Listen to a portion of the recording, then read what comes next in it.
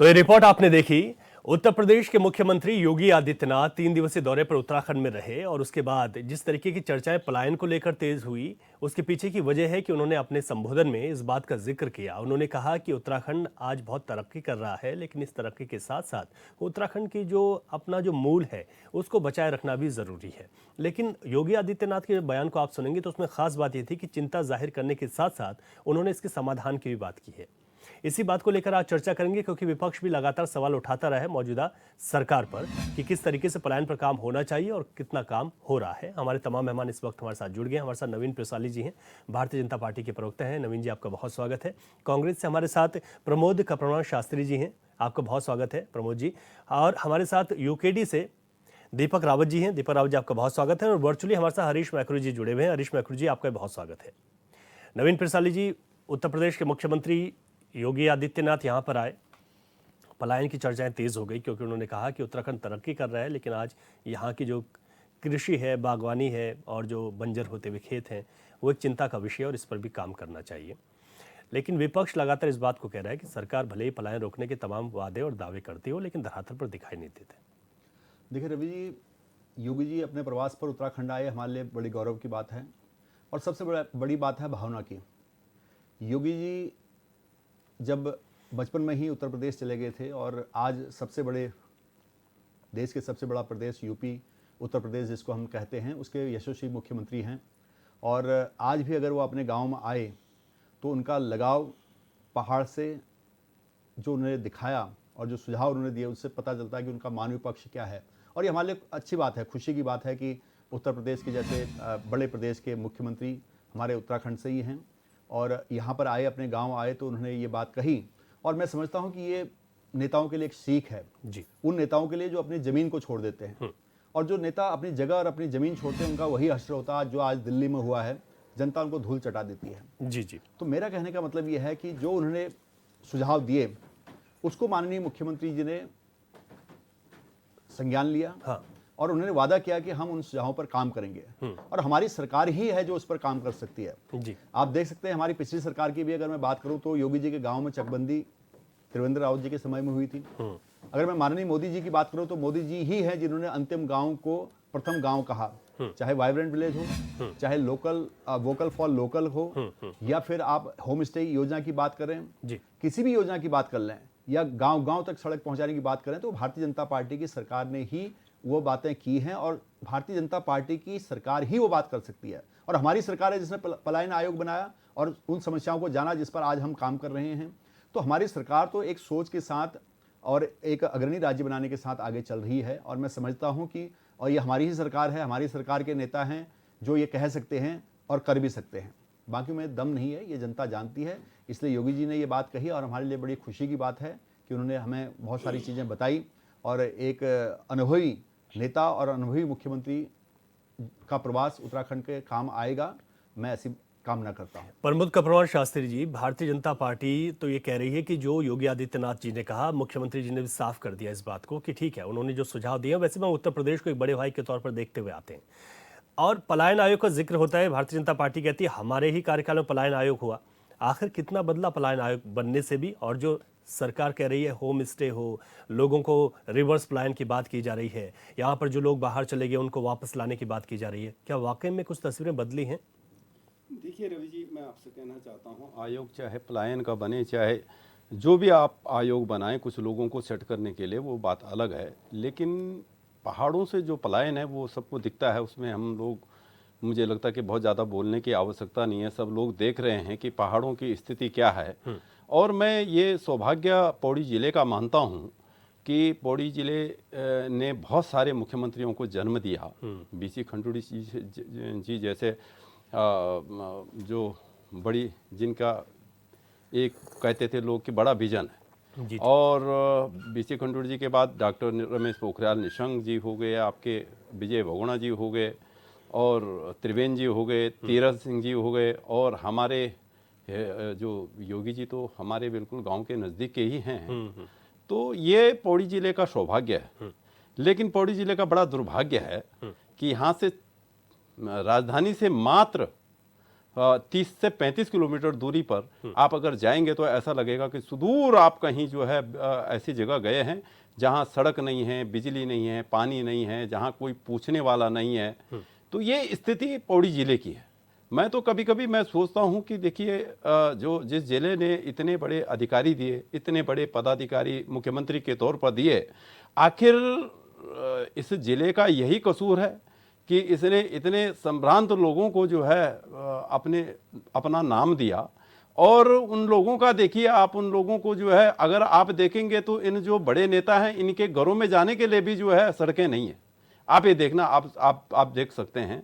तो ये मैं समझता हूं कि बोलने में बड़ा अच्छा है। अभी मैं आप के चैनल पे मैं योगी जी को सुन रहा था, वो कह रहे थे कि यमकेश्वर को नशा मुक्त बनाने की बड़ी अच्छी चिंता है, संत हैं, संत का स्वभाव है।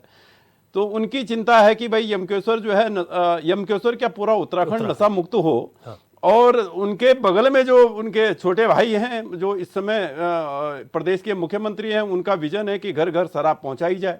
उससे पहले जो मुख्यमंत्री थे त्रिवेंद्र जी, उनका तो एक विजन और ऊपर उठ करके था कि वो तो ये चाहते थे कि शराब भी और मीट भी घर घर सब, आपने देखा आपके चैनलों पे हम लोगों ने डिबेट भी करी। उन्होंने उसको जो है देवभूमि में उन्होंने ये भी सोचा कि भाई उसको मीट भी भेज देना चाहिए। तो इनकी कथनी और करनी में भारी अंतर है। और पहाड़ों में जिस तरह से पलायन है वो छुपा हुआ थोड़ी है, और पलायन का कई सारे कारण है। आप ये बताएं, मैं योगी जी को सुन रहा था, उन्होंने कहा बागवानी के लिए उन्होंने कहा निश्चित रूप में विचारों से किसी को विचार देना बड़ा सरल काम है, लेकिन उसको धरातल पे इकट्ठा करना बहुत मुश्किल काम है। मैं आपके सामने उदाहरण हूं। आप, मेरा घर यहां से 56 किलोमीटर यमकेश्वर में है। अरे आज सौभाग्य है कि यमकेश्वर की बात करने का मुझे आपके चैनल पे अवसर मिला। योगी जी आए तो आपने भी आज जो है ये डिबेट रखी हुई है। मेरा घर यहाँ से 56 किलोमीटर दूर, मेरा घर का नाम पैया गांव है। लगभग 70 परिवार का गांव है और 1.5 से 3 किलोमीटर के नीचे सड़क से नीचे जाना है। 400 के आसपास आम के पेड़ हमारे हैं, जिसमें लंगड़ा है और आपका जो है अच्छी प्रजाति के पेड़ हैं। लेकिन आपको मैं बताना चाहता हूं कि वो जो पेड़ फल भी देते हैं, खूब सारे फल देते हैं, लेकिन देखो दुर्भाग्य कितना है कि आप जो है खड़ी चढ़ाई पर 4 किलोमीटर पैदल चल नहीं सकते। आप उस आम को हमारे दादाजी पिताजी ने लगा तो दिए, हम भाइयों ने भी लगाए, लेकिन उसका आज ये स्थिति है कि हम 5 किलो आम अपने घर ला नहीं सकते। तो उसका, और अभी बीच में हमारे दिल्ली में बहुत सारे लोग हैं जिन्होंने, किसी ने 20,000, किसी ने 25,000 ऐसे इकट्ठे करके 5 लाख रुपए की रकम से 1 किलोमीटर सड़क अपने पैसे से काटने का काम किया।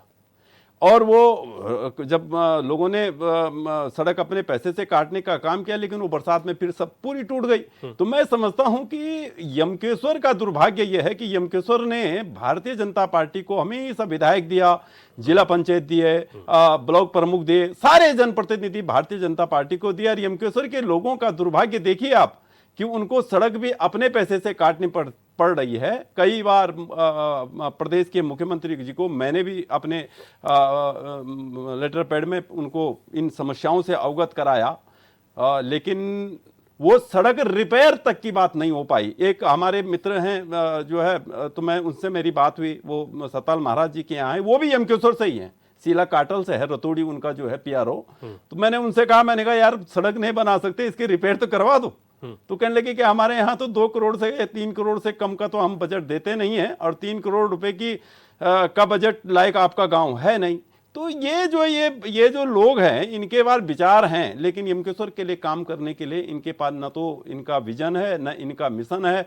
ठीक है, मैं तो बहुत यमकेश्वर और जो ये पंचूर गांव है उसकी धरती को प्रणाम करता हूं कि कम से कम उसने योगी जैसे बेटे को पैदा किया। और योगी जी कम से कम अपने गांव आकर के लोगों को ये राहत दे के तो गए कि इस पे कुछ होगा, और शायद है कि उनका छोटा भाई का ध्यान उधर जाए, क्योंकि वो वहां जाते ही नहीं है। क्यों जाएंगे वहां ना भी जाएं तब भी वो जीत रहे हैं। नहीं, जैसे आपने सड़क की बात की, तो प्रधानमंत्री ग्राम सड़क योजना के तहत तो आज भारतीय जनता पार्टी कहती है कि तमाम जगह सड़कें पहुंच रही हैं। जी, आप अपने किसी जो बहुत छोटे गांव है वहां पर तो मुख्यमंत्री सड़क योजना भी है कि छोटे गांव अगर जाते हैं, ठीक है, मुआवजा उनको उतना नहीं मिल पाता है, लेकिन किसी मद से वहां पर कर रहे हैं। कई जगह तो हम देख भी रहे हैं। तो आप यहाँ पर क्यों ये अनदेखी हो गई? अब मैं यही तो मैं आपसे कहना चाहता हूं, आप कभी जो है मोटरसाइकिल में भी जाएंगे तो 2 घंटा लगता है यहां से हम वहां जाने में, और आप देख सकते हैं, आप देख सकते हैं। और अगर अगली बार अगर आप इस पे डिबेट रखोगे तो मैं इतने सारे पेपर लेके आऊंगा जो हमने दिए हैं। आखिर करना तो सरकार को ही है। अब वो सरकार उसका जवाब देगी कि भाई प्रधानमंत्री से आपने क्यों नहीं बनाई, मुख्यमंत्री से। यूं तो मैं कहता हूं कि इच्छा शक्ति अगर हो तो जिला पंचायत का बना देगा, उसको तो जिला पंचायत का सदस्य बना देगा, ग्राम प्रधान बना देगा। लेकिन इस समय जो सरकार है वो बहुत अहंकार में है, और लोग चूंकि उनको जिता रहे हैं, और कांग्रेस का जो नेतृत्व है वो अपनी विश्वसनीयता, मैं आपके चैनल पे बोलते हुए मुझे बिल्कुल भी मुझे इस बात की दिक्कत नहीं है कि हम अपनी बात को हम लोगों तक ये समझा नहीं पा रहे हैं कि भाई ये जो जहाज चला रहे हैं वो सिर्फ कागज के जहाज चलाना जानते हैं। यदि आप इनको थोड़ा सा इनको अगर ब्रेक देने का काम करेंगे तो इस प्रदेश का विकास जरूर होगा। तो मैं यही कहना चाहता हूं कि पलायन पर अगर जो बात हो तो पलायन पे ठीक है, आप जो है चैनलों में जो भी बोले, लेकिन पहाड़ों की जो स्थिति है वो बहुत खराब है। मैं आपको एक नई बात और मैं बताना चाहता हूं। देखो, सबसे पहले तो कोदा झंगोरा तो जो है वो गायब हुआ वहां से, कोदा झंगोरा, और जो अनाज है, अनाज तो गायब हुआ, लेकिन थोड़ा बहुत लोग बकरी पाल लेते थे। आज ये स्थिति है कि अगर बकरी को घर के अंदर से बाघ उठा करके ले जा रहा, तो आप बताओ वहां जो व्यक्ति है वो कैसे करके कोई काम कर पाएगा। ठीक है, तो ये जो है पहाड़ की एक, और कम से कम पौड़ी जिले में जहां यमकेश्वर ब्लॉक की तो एक बहुत बड़ी दिक्कत ये है कि यमकेश्वर को, अगर मैं तो ये कहता हूं कि सरकार पे अगर थोड़ा भी जो है सरकार यमकेश्वर पे ध्यान दे तो यमकेश्वर को उन्हें अति पिछड़ा क्षेत्र घोषित करना चाहिए। ठीक है। अच्छा दीपक रावत जी, उत्तर प्रदेश के मुख्यमंत्री योगी आदित्यनाथ का जो संबोधन था और जो चिंता थी, और साथ ही साथ एक समाधान भी था उनके संबोधन में, उसे किस तरीके से देखा जा सकता है? आप लोग किस तरीके से देख रहे हैं? सरकार जो बात कर रही है, हालांकि ये बहुत अच्छी बात है कि मुख्यमंत्री जी ने कहा कि उन्होंने जो कहा उस पर हम काम करेंगे, यानी कि जो वादा है वो मुख्यमंत्री कर रहे हैं। रवि जी, जब आज आप ये प्रश्न मुझसे कर रहे हैं तो मुझे तो ऐसा लग रहा है, प्रतीत हो रहा है जैसे भारतीय जनता पार्टी की सरकार सिर्फ अभी 6 महीने पहले बनी हो इस प्रदेश में। मतलब 6 महीने पहले ही प्रदेश में सरकार बनी हुई है, और क्योंकि नई सरकार है तो उस सरकार को एक दृष्टिकोण दिया जा रहा है कि आपने कैसे यहाँ की समस्याओं का समाधान करना है।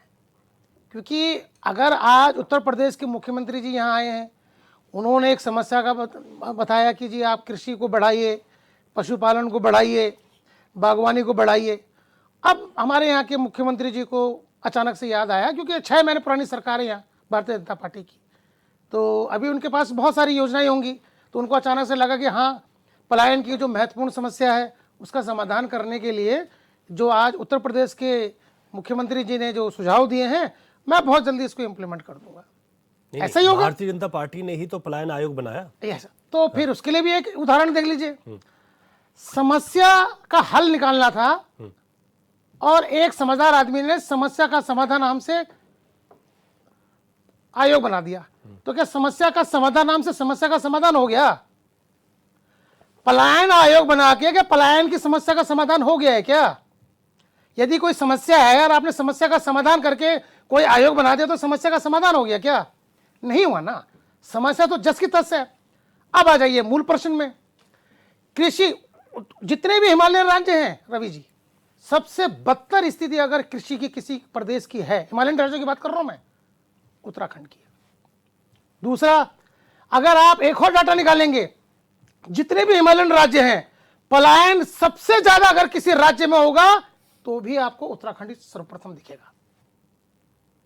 महिलाओं के ऊपर अगर अत्याचार का वो आंकड़े निकालेंगे, उसमें अगर कोई सबसे बड़ा राज्य निकलेगा तो हिमालयन राज्य निकलेगा, कोई निकलेगा तो उत्तराखंड निकलेगा। विषय क्या है? हम हमेशा बोलते आए हैं कि जब तक राज्य में जो सरकारें राज्य कर रही हैं, शासन कर रही हो, जब तक सुदूर प्रांत में रहने वाला व्यक्ति केंद्र में नहीं होगा योजनाओं के, तब तक उनकी समस्याओं का समाधान हो ही नहीं सकता। 24 वर्ष बीत चुके हैं, 6 महीने नहीं बीते हैं रवि जी। आज भी उन्हीं समस्याओं का समाधान नहीं ढूंढ पा रहा है प्रदेश, जिन समस्याओं से रूबरू ये प्रदेश के बनने से पहले था। आज भी जंगली जानवर घर से बच्चों को उठा के ले जा रहा है। आज भी जो प्रसव जो है वो जंगलों में हो रहे हैं, खेतों में हो रहे हैं, रास्ते में हो जा रहे हैं। आज भी डांडी कांटी से आदमियों को अस्पताल तक लाया जा रहा है। आज भी जंगली जानवर हमारी खेत को खा जा रहे हैं। ये कौन सी समस्याएं थी रवि जी? ये वो समस्याएं थी जो इस प्रदेश के बनने से पहले भी थी और 24 वर्ष बनने के बाद आज भी यथावत हैं। तो समस्या का समाधान कहां हुआ? कौन सी समस्या का समाधान हुआ? देखिए, जब तक आप किसी भी प्रांत में रहने वाले, सुदूर प्रांत की बात कर रहा हूं, 4 जो हमारे 13 जिलों में जो जमीनी जिले हैं उनकी बात नहीं कर रहा हूं मैं, जो पर्वतीय जिले हैं मैं उनकी बात कर रहा हूं। 9 जिलों के। हाँ, वहां जब तक उसका आदमी केंद्र में नहीं होगा, योजनाओं में केंद्र में नहीं होगा, उसकी समस्या का समाधान नहीं हो सकता।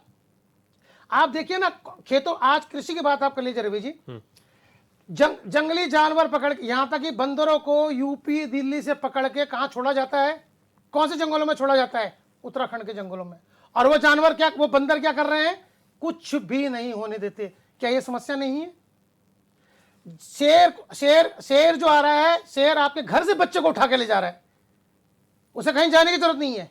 ये परिस्थितियां कहां से उत्पन्न हुई हैं? और तीसरी समस्या देख लीजिए, सबसे बड़ा दुर्भाग्य इस प्रदेश का क्या है, जिसमें कभी कोई, ना भारतीय जनता पार्टी है ना कांग्रेस, जब से यहां पर वन कानून आया है, वन अधिनियम कानून आया है, उसने सबसे ज्यादा हमारे हितों को प्रभावित किया हुआ है। आप एक छोटी सी डाली का पेड़ पत्ता नहीं तोड़ सकते हैं जंगल से। आपके ऊपर एक्ट, जो वन विभाग का एक्ट है, वो तुरंत लग जाएगा। तो जो जानवरों के लिए चारा लाना हो, उसके लिए कहां जाना है? कहां जाए वो? तो वो जानवर क्यों पालेंगे? वो क्यों पशुपालन की तरफ बढ़ेंगे? ठीक है। वो क्यों कृषि की तरफ बढ़ेंगे जब किसी तरह की कोई भी योजना उनके घर तक नहीं पहुंच रही हो? तो पलायन निश्चित रूप से होगा। हर किसी को अपने एक अच्छा स्वस्थ जीवन जीने का अधिकार है, और अगर वो थोड़ा सा भी सक्षम होता है तो वो उस तरफ चला जाता है जहां उसको मिलती है। तो खाली आयोग बनाने से इस समस्या का समाधान नहीं होने वाला। आपको ग्रास रूट पे जाकर उसके लिए एक धरातल पर जाकर काम करना पड़ेगा, तभी समस्या का समाधान। ठीक है, हरीश मैखुर जी से समझते हैं समस्या का समाधान कैसे होगा, और जो सरकारों ने यहाँ पर बातें की और जो दावे किए और जिन कामों को गिनाती है सरकारें यहाँ पर, क्योंकि कांग्रेस की भी सरकार रही है और भारतीय जनता पार्टी की 2017 से है। हरीश मैखुर जी, उत्तर प्रदेश के मुख्यमंत्री योगी आदित्यनाथ ने जैसे इस बात का जिक्र किया कि हम तरक्की तो कर रहे हैं, लेकिन हमें उन चीज़ों को, अपने मूल को नहीं छोड़ना है जो उनकी बात का सार था, और साथ ही साथ वो समाधान भी देते हुए दिखाई दिए, चाहे वो बागवानी की बात हो, डेयरी सेक्टर की बात हो, या फिर बात हो पॉली हाउस की। कैसे समझा जाए मुख्यमंत्री योगी आदित्यनाथ के इस बयान को, और सरकार जिन बातों को करती है, क्या वाकई में कोशिशें की गई कि पलायन को रोका जा सके? रवि जी, जो उत्तर प्रदेश के माननीय मुख्यमंत्री हैं योगी आदित्यनाथ जी, वो अपनी भतीजी की शादी में, विवाह में पौड़ी आए हुए थे अपने गांव पंचूर जी। और अच्छी बात ये थी कि हमारे माननीय मुख्यमंत्री जी भी वहां साथ थे उनके, और उन्हीं के लगभग सम्मुखी उन्होंने इस तरह का सुझाव दिया कि पलायन रोकने के लिए क्या क्या हम कदम उठा सकते हैं, क्या क्या हम लोग सावधानियां रख सकते हैं, और क्या क्या उपाय कर सकते हैं, क्या उपचार कर सकते हैं जी। तो निश्चित रूप से ये उन्होंने जो बात बताई वो उत्तराखंड के लोकमानस से जुड़ी हुई बातें हैं कि हम क्या कर सकते हैं। अब उत्तराखंड को देखना है कि हम क्या इस पर कर सकते हैं। असल में क्या है रवि जी, हमारा जो पलायन आयोग है उसे बने हुए 4-5 साल हो गए जी, लेकिन उसकी 4-5 भी उपलब्धियां नहीं है। तो खामखाई मैं तो ये सोच रहा हूँ आदरणीय धामी जी तत्काल प्रभाव से पलायन आयोग को भंग करें। उसका कोई ना भूमिका है, ना अब तक कोई सुझाव आए हैं, ना उनकी कोई क्रिएटिविटी है। और उत्तराखंड में पलायन रोकने का मतलब डेडलाइन का सुझाव है। जो उत्तराखंड में पलायन है वो कोई मजबूरी का पलायन नहीं है, जैसे बिहार से लोग मेहनत मजदूरी करने पूरे देश में जाते हैं, उस तरह की मजबूरी का पलायन नहीं है। या कहीं बहुत ऋतुकालीन बहुत ठंडा हो जाता है, जैसे कश्मीर में बहुत ठंडा हो जाता है जाड़ों में, तो वहाँ के लोग जो है यहाँ दर्रे कंबल बेचने, हींग बेचने वगैरह, कुछ केसर वगैरह लाके इधर आ जाते हैं, जाड़ों में चिरान करते हैं यहाँ उत्तराखंड में, इस तरह के पलायन करते हैं वो मौसम के कारण। लेकिन उत्तराखंड में जो पलायन है वो जो है सुविधा भोगी पलायन है, और दूसरा जो है स्वेच्छा का पलायन है। यहाँ पे कोई बड़ी मजबूरी में नहीं जाता। उत्तराखंड में प्रत्येक व्यक्ति का अपना पक्का मकान है, अपनी खेती बाड़ी है, और उसके पास छोटा मोटा काम भी है गांव में, यदि वो करना चाहे तो काम भी है।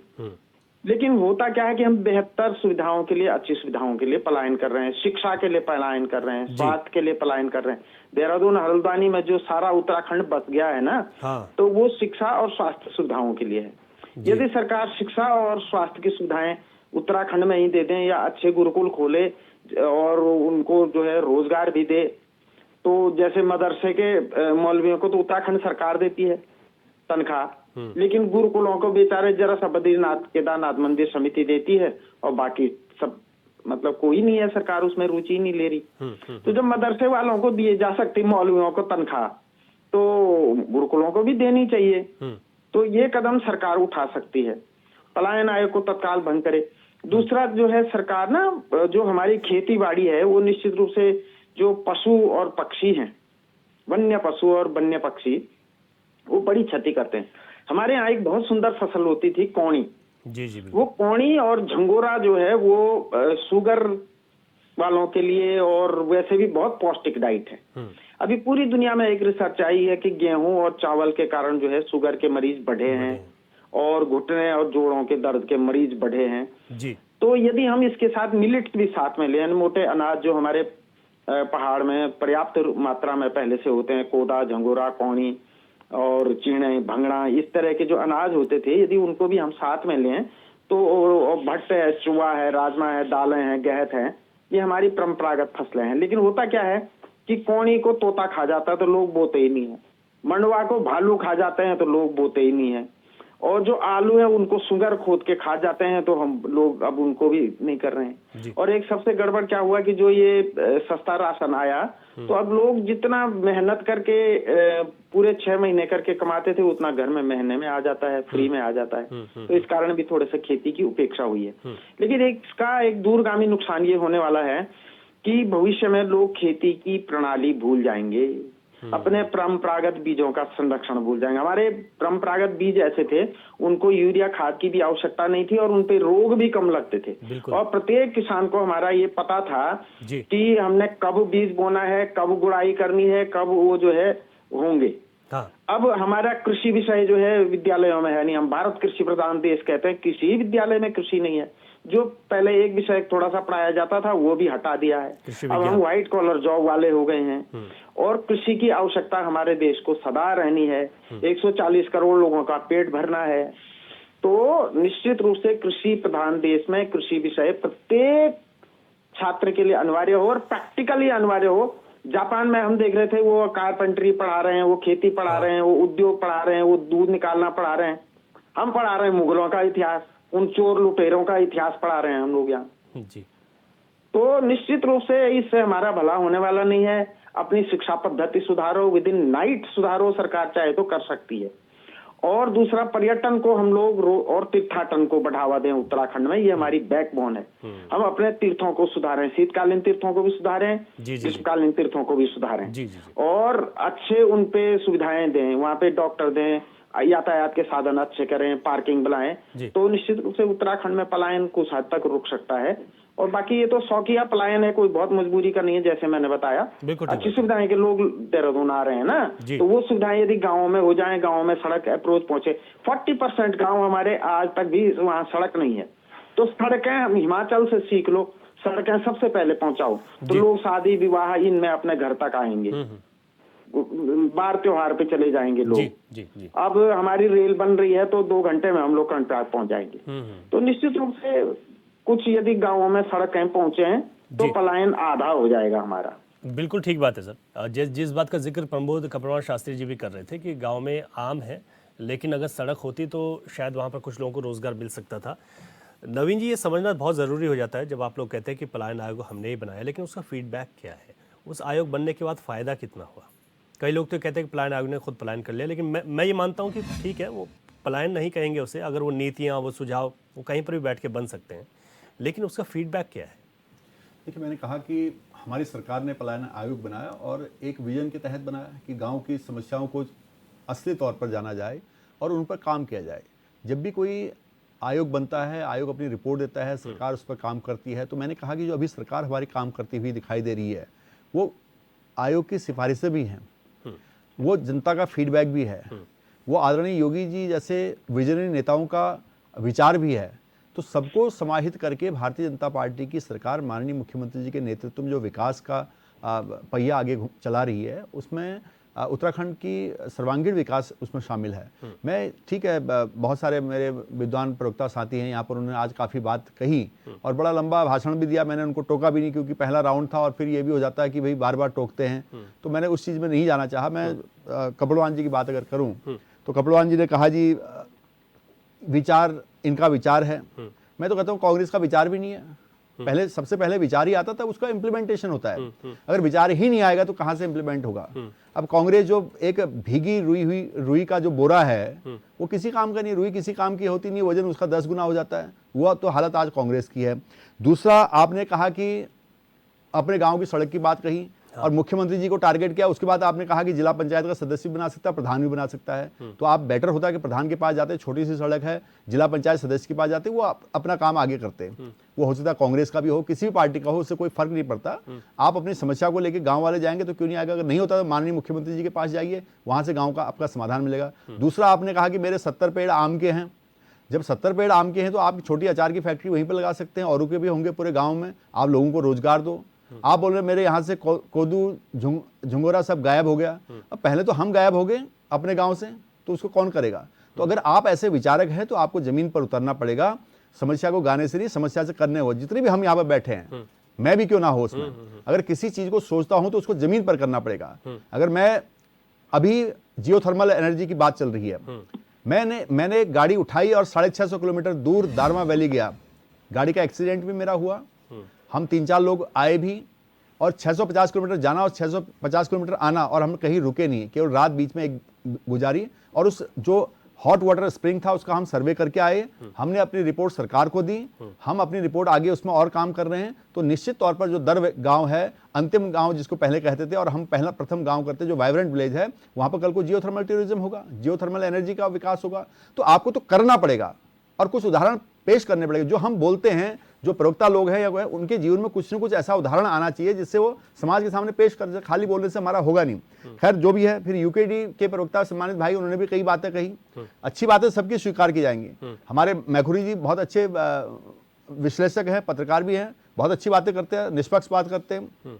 उन्होंने भी काफ़ी सारे यहाँ पर आईना दिखाने का काम किया और हमारे लिए ये कहा कि हम ये कर सकते हैं, वो कर सकते हैं। लेकिन मैं सभी को ये आश्वासन देना चाहता हूँ कि हमारी सरकार उस दिशा में बहुत गहराई से सोच रही है और हमारी ही सरकार है जो सोच सकती है। मैंने बताया कि अगर वाइब्रेंट विलेज की यहाँ पर बात होती है तो हमारी सरकार ने किया, मैं दावे के साथ कहता हूँ। प्रथम गाँव हमारी सरकार बात कर रही है, वोकल फॉर लोकल हम बात कर रहे हैं, होम स्टे की बात हम कर रहे हैं, गांव-गांव सड़क पहुंचाने की बात हम कर रहे हैं, प्रोसेसिंग यूनिट लगाने की बात हम कर रहे हैं, जंगलों की आग की बात हम कर रहे हैं, जियोथर्मल एनर्जी की बात हम कर रहे हैं, अपने सीमावर्ती क्षेत्रों को प्रोटेक्ट करने की बात हम कर रहे हैं। तो सारी बातें तो हम ही तो कर रहे हैं, चाहे प्रधानमंत्री जी हो, चाहे मुख्यमंत्री जी हो, है तो भारतीय जनता पार्टी की सरकार से। लेकिन एक गंभीर समस्या ये हो गई ना कि आप लोग चाहते हैं कि गांव का विकास हो, सरकार चाहती है, लेकिन अब गांव में लोग रहना ही नहीं चाहते, तो उन लोगों को कैसे रोकेंगे? उसके लिए रोकने के लिए आपको अच्छा स्वास्थ्य देना होगा, सड़क देनी होगी, बिल्कुल, और शिक्षा देनी होगी। बिल्कुल देनी होगी, क्योंकि मैखुरी जी ने जैसे कहा कि स्वैच्छिक पलायन है और सुविधा के लिए जा रहे हैं। जब वो सुविधा वहां पर मिलनी शुरू हो गई, सुविधा इतने बड़े भूभाग में ये 1-2 साल में नहीं दी जा सकती। इसके लिए एक विजन लेके चलती है और हमारी सरकार विजन लेके चल रही है। शिक्षा भी मिलेगी, स्वास्थ्य मिलेगा, रोजगार भी मिलेगा। मैं आज आपके चैनल बोल रहा हूँ, बहुत जल्दी ही ये सारी चीजें पहाड़ों पर होगी। हमारे बहुत सारे मॉडल्स चल रहे हैं, उन पर काम हो रहा है। शिक्षा को कैसे अच्छा किया जाए, जो उन्होंने शिक्षा नीति की बात कही, उस पर भी काम चल रहा है। सेंटर में हमने शिक्षा एजुकेशन पॉलिसी को बदला है। जो भारतवर्ष के विकास के लिए, जो इस प्रदेश के विकास के लिए होगा, भारतीय जनता पार्टी की सरकार उन चीजों को करने की बात कर रही है। और तब जाके आज आप देख सकते हैं, चाहे नेशनल हो, चाहे इंटरनेशनल हो, चाहे इस राज्य स्तर पर हो, हमारी सरकार हमेशा अच्छे विजन के साथ चल रही है और उसका नतीजा दिख रहा है। आज देखो दिल्ली में भारतीय जनता पार्टी को जनता ने अपना आशीर्वाद दिया, यहां सरकार रिपीट की है।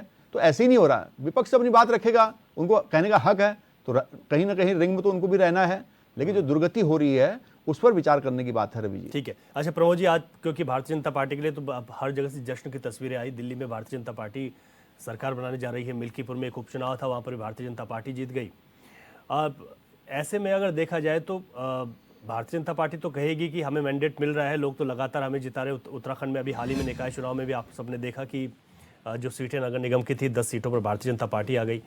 ठीक है, जो निकाय में पंचायत और नगर पालिकाओं की सीट थी उसमें अच्छा प्रदर्शन कांग्रेस का रहा, उनसे ज़्यादा तो निर्दलियों का भी रहा है कई जगह पर अच्छा प्रदर्शन। ऐसे में सरकार जो बात कर रही है कि कुछ चीज़ें हैं जिन पर हम काम कर रहे हैं, चाहे वो शिक्षा हो, स्वास्थ्य हो, सड़कें हो, और ऐसा नहीं कि रातों रात 1-2 साल में सब कुछ बदल जाएगा। लेकिन आप लोगों को लगता है कि सरकार इस तरीके से पूरी बातें कर रही है, लगातार पलायन की बातें होती भी आई, आयोग पर जिस तरीके से सवाल उठते हैं, आयोग से हमने कई दफ़ा पूछा कि आप लोग क्या कर रहे हैं, तो उन्होंने कहा कि हमारा काम पलायन रोकना नहीं है, पलायन पर सुझाव देना है। तो सरकारों का ये काम किस गति से चल रहा है, कांग्रेस किस तरीके से देखती है? और मुझे तो लगता है कोई सुझाव भी देने चाहिए। जब कोविड का वक्त था, जब लोग अपने गांव की तरफ भाग रहे थे, तो लोग ये कहते हुए नजर आए कि देखिए सरकार तो रिवर्स पलायन नहीं करा पाई, लेकिन कोविड ने करा दिया।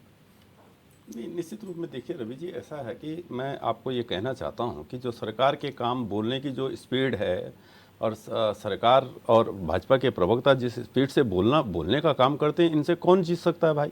आप बताओ ना।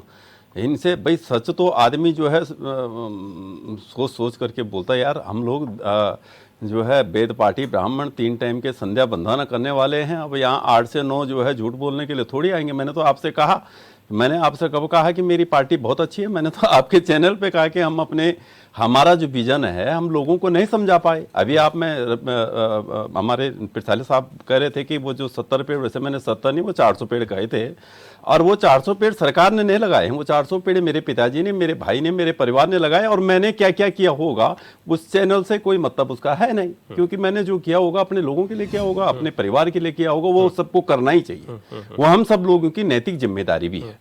तो इनका जो था कि भाई आपने जो है आपको करना चाहिए, तो हमने किया है, तभी तो हम बोल रहे हैं कि भाई वो 300-400 पेड़ जो है एक दिन में थोड़ी लगे होंगे, तो वो बड़े लगाए होंगे, तो तब मेहनत करी होगी तब लगाए, लेकिन हम ये कहना चाहते हैं कि सरकार ने हमारे लिए क्या किया, हमारे लिए मतलब हमारे प्रदेश के लिए, हमारे प्रदेश के लोगों के लिए, जो जिनकी सामर्थ्य 300 पेड़ लगाने की, क्या 100 पेड़ लगाने के लिए, उनके लिए सरकार ने क्या किया। अच्छा, मैं अचार की फैक्ट्री डालूं, या मैं जो हूं फर्नीचर की फैक्ट्री डालूं, या मैं शिक्षा की फैक्ट्री डालूं, वो मेरा निजी विचार है कि मैं क्या कर सकता हूं। मैं उसमें कुछ ना कुछ कर ही रहूंगा। लेकिन सरकार ने हमारे लिए कौन सी फैक्ट्री डाली, आप ये बता दें कि भाई सरकार ने, है ना।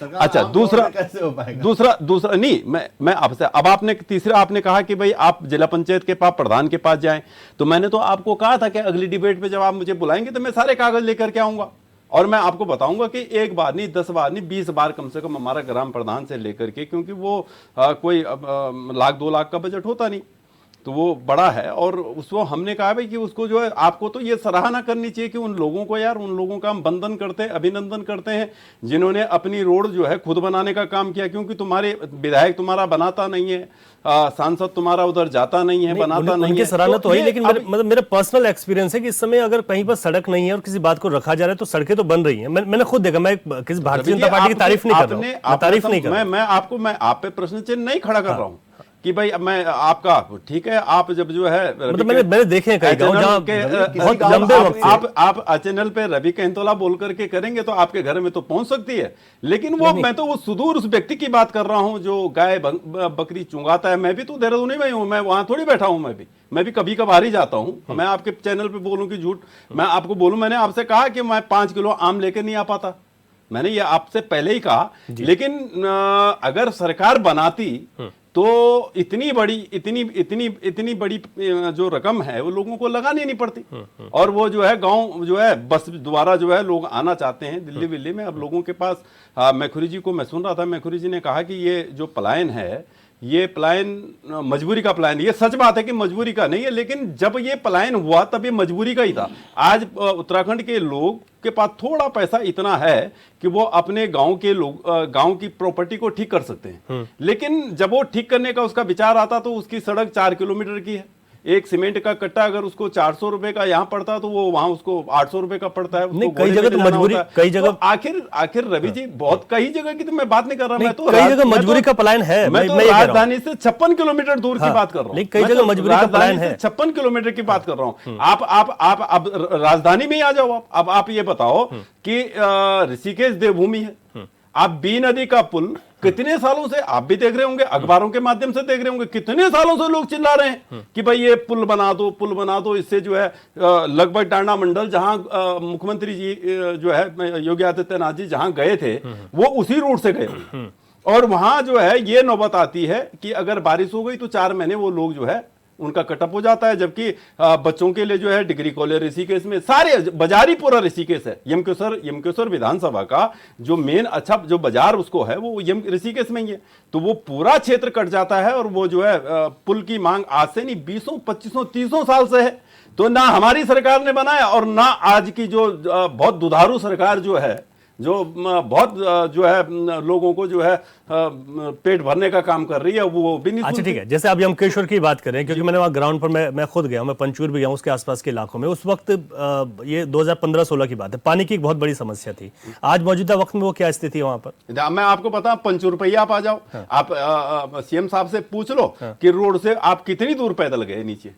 अब वो तो चलो तपस्वी हैं, यशस्वी हैं, तपस्वी हैं, संत हैं, तो वो उन पे हम प्रश्न चिन्ह नहीं लगा सकते कि वो तो 5 किलोमीटर 7 किलोमीटर पे चल देंगे। लेकिन जो आज के मुख्यमंत्री हैं 5-7 किलोमीटर तो नहीं है, 1.5 किलोमीटर है, 2 किलोमीटर है। लेकिन इतने बड़े सूबे के मुख्यमंत्री का घर जहां वो जाते ही हैं, जिनके माता पिता वहां हैं, उसी गांव में आप देख लीजिए, आप वहीं का वो निकाल लीजिए, मेरे तो घर से थोड़ा ही दूर है कि आप वहीं देख लीजिए कि जो है वहां कितने लोग, वहां द्विवेदी लोग हैं और बिष्ट लोग हैं, 3-4 मतलब ठाकुर भी है, ब्राह्मण भी है, वो इस तरह का है। लेकिन आप वहीं पता कर लो कि कितने लोग वहां से खुद पलायन है। उसी पलायन का कारण भी यही है कि न सड़क है न पानी है। पानी का इतना घोर अकाल है कि अभी अगर महाराज जी गए होंगे तो लोगों ने जो है कई दिन पहले जो है पानी इकट्ठा करना शुरू कर दिया होगा। और समस्या आज भी है वहां पर। हर घर जानना चाह रहा हूं, वो समस्या आज भी है। चाहता हूं, हर घर नल, हर घर जल भी है, नल लगे हुए हैं, लेकिन नल पे कनेक्शन नहीं है। मैं कभी अब आपके चैनल पे कभी उस पे भी आप डिबेट करना और मैं वीडियो बना करके लेके आऊंगा। नहीं, इस पे हमने कई जगह मुद्दे उठाए। मैं ये कहना चाहता हूं ना कि देखिए ऐसा है कि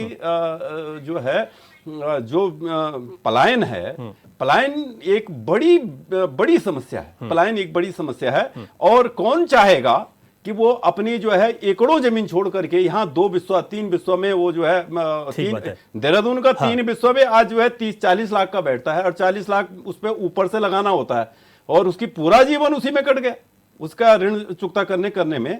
तो मैं कहना चाहता हूं कि यदि सरकार चाहे, सरकार, हाँ इतना जरूर है, ये अगर इस प्रदेश के अंदर किसी का विकास हुआ है तो बाबा रामदेव को जो है 5 रुपए 4 रुपए 10 रुपए 100 रुपए 200 रुपए में लीज जो जमीनें करने का काम किया, वो जरूर विकास हुआ। अच्छा ठीक है, बाकी जो है आम आदमी का कोई विकास प्रदेश के अंदर अभी हुआ नहीं। हाँ ठीक है, अब चर्चा में कुछ वक्त बाकी है, ऐसे सुझाव ले लेते हैं सबसे। दीपक राव जी, क्या सुझाव होना चाहिए? पलायन रोकने की बात करते हैं, आरोप तो बहुत है, देखिए कैसे रुकेगा पलायन? देखिए, मूलभूत सुविधाओं को आपको गांव तक देना पड़ेगा। यदि आप जीवन यापन करने की मूलभूत सुविधाओं को भी हम उसको नहीं दे पाएंगे तो उसकी कोई मजबूरी नहीं है, जहां वो सक्षम होगा वो निकल जाएगा। मूलभूत सुविधा में स्वास्थ्य है, शिक्षा है, रोजगार है। अगर ये तीन ही तो मूलभूत सुविधाएं हैं। अब आप देखिए भारतीय जनता पार्टी का कितना बड़ी विडंबना है, कितनी बड़ी चतुराई है उनकी कि दिल्ली में आज ये जीते हैं और इन्होंने कह दिया कि दिल्ली में हमारी जनता ने हमें जिताया है। निश्चित रूप से जिताया, आज आंकड़े बता रहे हैं इन्होंने एक तरफा जीत हासिल करी है। और क्या वादे करके गए हैं दिल्ली में? क्या वादे किए इन्होंने? 500 रुपए का सिलेंडर देंगे, 2500 रुपए प्रति माह देंगे महिलाओं को।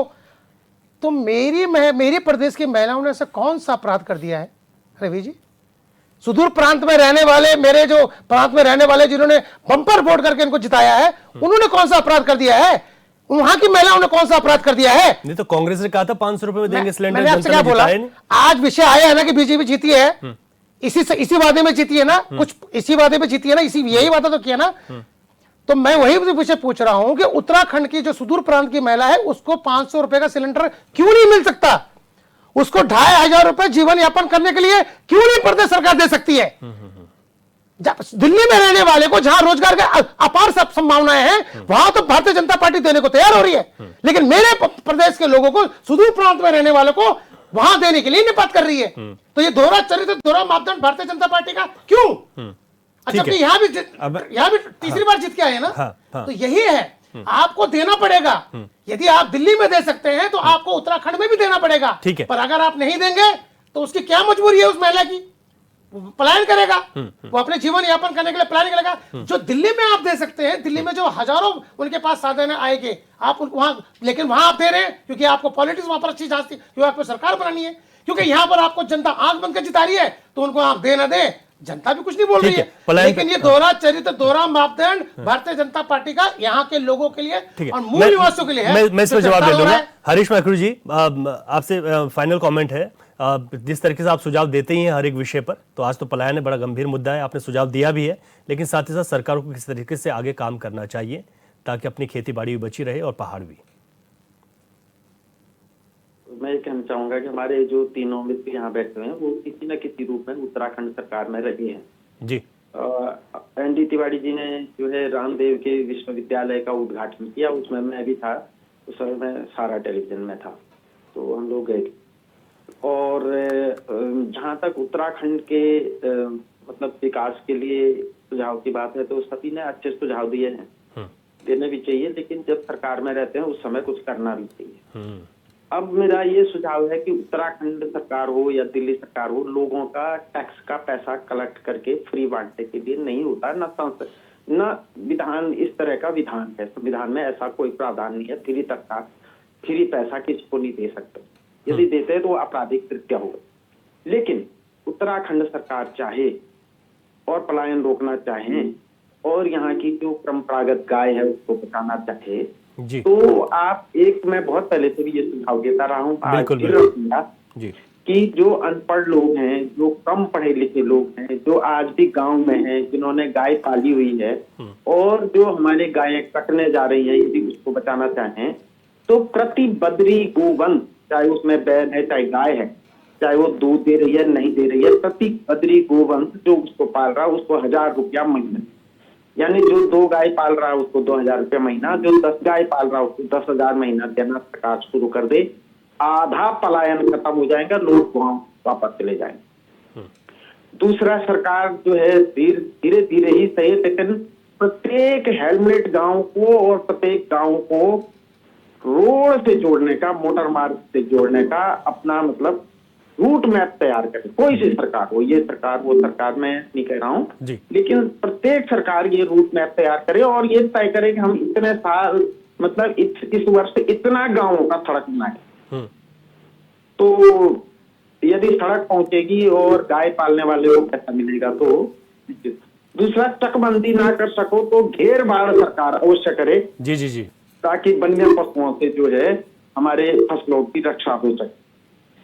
और यदि हमारे गांव में सड़क पहुंच जाएंगी तो जो गांव के लोगों के अपने उत्पाद हैं, चाहे वो घी बना रहे हैं, चाहे वो शहदी निकाल रहे हैं, चाहे वो आलू उगा रहे हैं, चाहे वो माल्टा उगा रहे हैं, चाहे वो पौनी झंगोरा उगा रहे हैं, चाहे वो कुछ लोग जो है अदरक उगा रहे हैं, चाहे कुछ लोग हल्दी उगा रहे हैं, चाहे कुछ लोग नींबू कैंपू उगा रहे हैं, तो वो सड़क तक आ जाएगा, बाजार तक पहुंच जाएगा। दूध लोग कर रहे हैं तो वो बाजार तक आ जाएगा। सड़क पहुंचाएं और बद्री गाय पालने वालों को पैसा दे, सिर्फ 2 कदम पहले कर दे, इसी से पलायन आधा रुक जाएगा। बिल्कुल अच्छा सुझाव सर।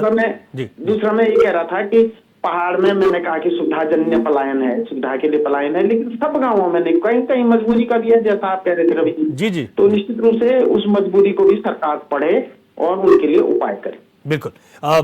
नवीन पेरसाली जी, फाइनल कमेंट के साथ एक आप लोगों पर दोहरी जो बातों का भी आरोप लगाया है दीपक रावत जी ने, उसका भी जवाब दीजिएगा। देखिए, राज्य के हिसाब से वहाँ की स्थिति को देखते हुए हमारी सरकार जनता को राहत देने की कोशिश कर रही है। और मैं चाहता हूँ कि उत्तराखंड में, जैसे मैखुरी जी ने बहुत अच्छा प्रस्ताव दिया कि बद्री गोवंश को बचाने के लिए मुहिम होनी चाहिए, सरकार तक ये बात पहुँचेगी और मुझे लगता है कि सरकार इस पर ध्यान देगी, क्योंकि पलायन को रोकने के लिए और उनको प्रोत्साहित करने के लिए अच्छा सुझाव है। और अन्य सुझाव भी जो भी यहाँ पर हैं, और हमारी सरकार चाहती है और हमारी सरकार करके भी दिखाएगी। हम चाहते हैं कि पलायन रुके। उत्तराखंड के जो सीमावर्ती क्षेत्र है, जो सामरिक महत्व से, सामरिक दृष्टि से बहुत ही महत्वपूर्ण है, वहाँ पर हमारी आबादी रहे और संकट काल के दौरान ढाल बनकर खड़ी रहे, ये हमारी सरकार की, राष्ट्रवादी सरकार की अपनी इच्छा है और इसी दिशा में हम काम कर रहे हैं। इसीलिए हम 1962 से खाली हुए गाँव जादोंग में होम स्टे बना रहे हैं, 26 मकान वहाँ पर बना रहे हैं, ताकि लोगों को वहाँ पर फिर से शिफ्ट किया जाए और भारतीय सीमा को चाक चौबंद किया जाए, सेना के साथ और वहाँ के स्थानीय लोगों के साथ। ठीक है नवीन जी, वक्त इतना ही है। नवीन जी, प्रमोद कपड़वाल शास्त्री जी, दीपक रावत जी, वरिष्ठ पत्रकार हरीश मैखुर जी, आप सभी का बहुत शुक्रिया महत्वपूर्ण चर्चा में भाग लेने के लिए। बात जब पलायन की होती है तो बहुत सारे विषय सामने निकल कर आते हैं और बात फिर आती है कि मूलभूत सुविधाएं देंगे तो पलायन रुक जाएगा। सरकार कह रही है कि हमारी ओर से तमाम कोशिशें की जा रही हैं, लेकिन ये कोशिशें बहुत जल्दी होनी चाहिए ताकि जब आप गांव तक सड़क को पहुंचाए तब तक पहुंचा दें, इतनी जल्दी पहुंचा दें कि गांव के लोग तब तक गांव को पूरी तरीके से कहीं खाली न कर दें। क्वेश्चन आवर में इतना ही। नमस्कार।